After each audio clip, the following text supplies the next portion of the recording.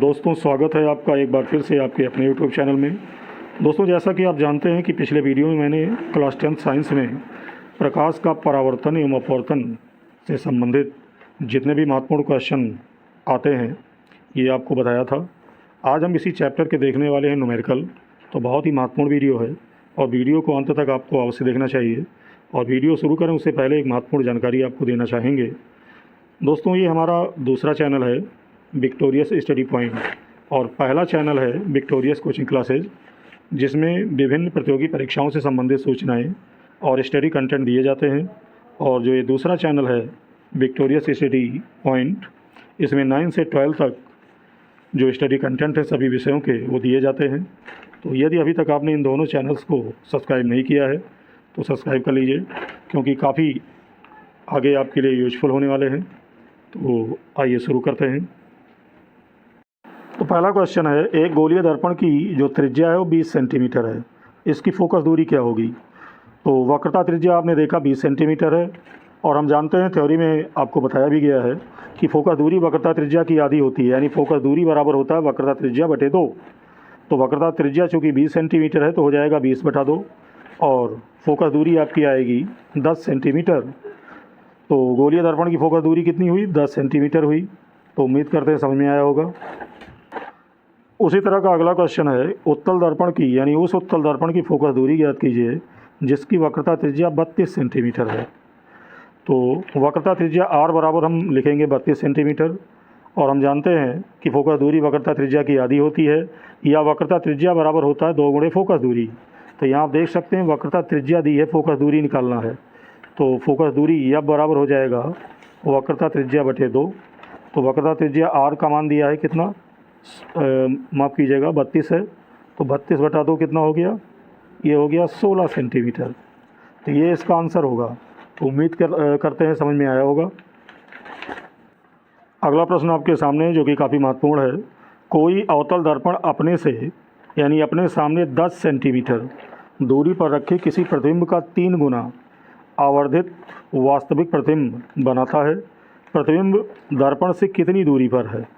तो आपको बता दें कि दर्पण से वस्तु की दूरी को u से लिखते हैं और दर्पण से प्रतिबिंब की दूरी को v से लिखते हैं। तो प्रतिबिंब दर्पण से कितनी दूरी पर, यानी यहाँ पर v का मान पूछ रहा है और यहाँ पर एक चीज़ और कह रहा है 3 गुना बड़ा प्रतिबिंब। तो 3 गुना याद रखना है, ये आवर्धन होता है और आवर्धन को यम के बराबर से लिखते हैं, यानी यम बराबर यहाँ 3 दिया है। तो आपको बता दें कि अवतल दर्पण की बात हो रही है यहाँ। तो अवतल दर्पण अपने सामने 10 सेंटीमीटर की दूरी पर रखे, यानी दर्पण से वस्तु की दूरी जो u है उसका मान दिया है 10 सेंटीमीटर और चूंकि ये दूरी दर्पण से बाएं होती है तो -10 सेंटीमीटर होगा। और यम बराबर, जैसा कि मैंने बताया, यम बराबर -3 होगा, क्योंकि वास्तविक प्रतिबिंबों के लिए आवर्धन माइनस में होता है।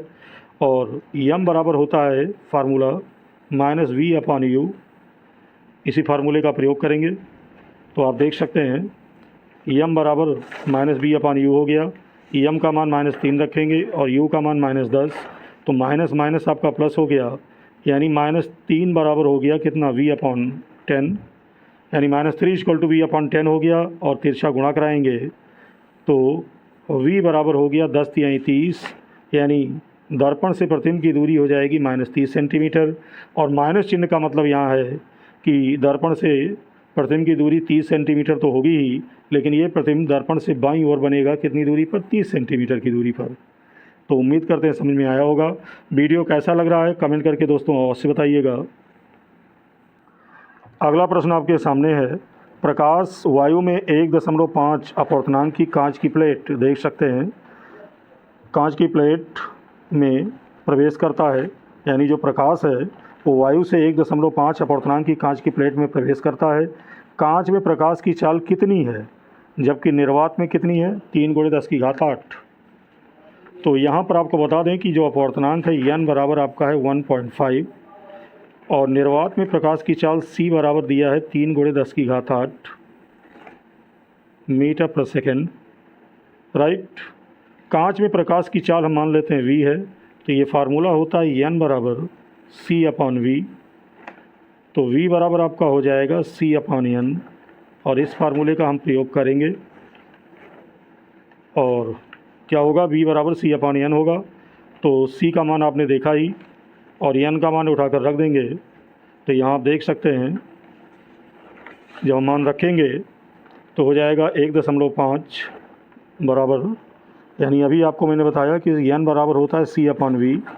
तो n की जगह हो गया कितना, 1.5, c हो गया 3 × 10⁸ मीटर पर सेकेंड, और v2 की जगह हम v भी ले सकते हैं।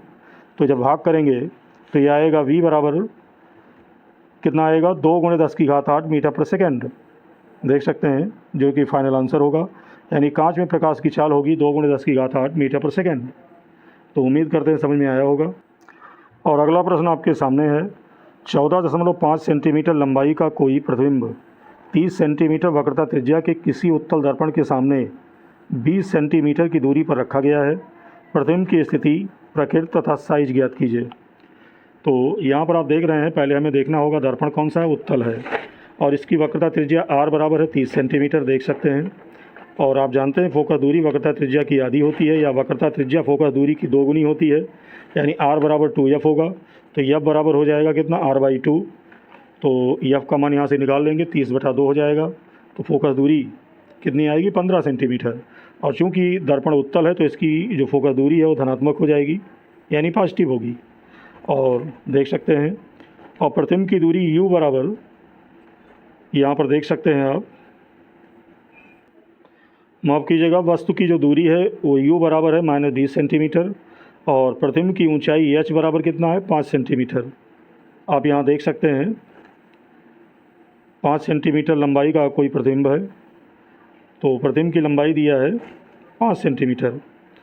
तो जैसा कि आप जानते हैं दर्पण का सूत्र होता है 1/f = 1/v + 1/u। इसका प्रयोग करेंगे और पक्षांतर कर लेंगे, तो 1/v बराबर होगा 1/f - 1/u, और सारी वैल्यू हम यहाँ रख देंगे। तो जब मान हम रखेंगे यहाँ पर तो माइनस माइनस हो जाएगा प्लस, यानी 1/v = हो जाएगा कितना, तो ये हो जाएगा, देख सकते हैं 1/v = 1/15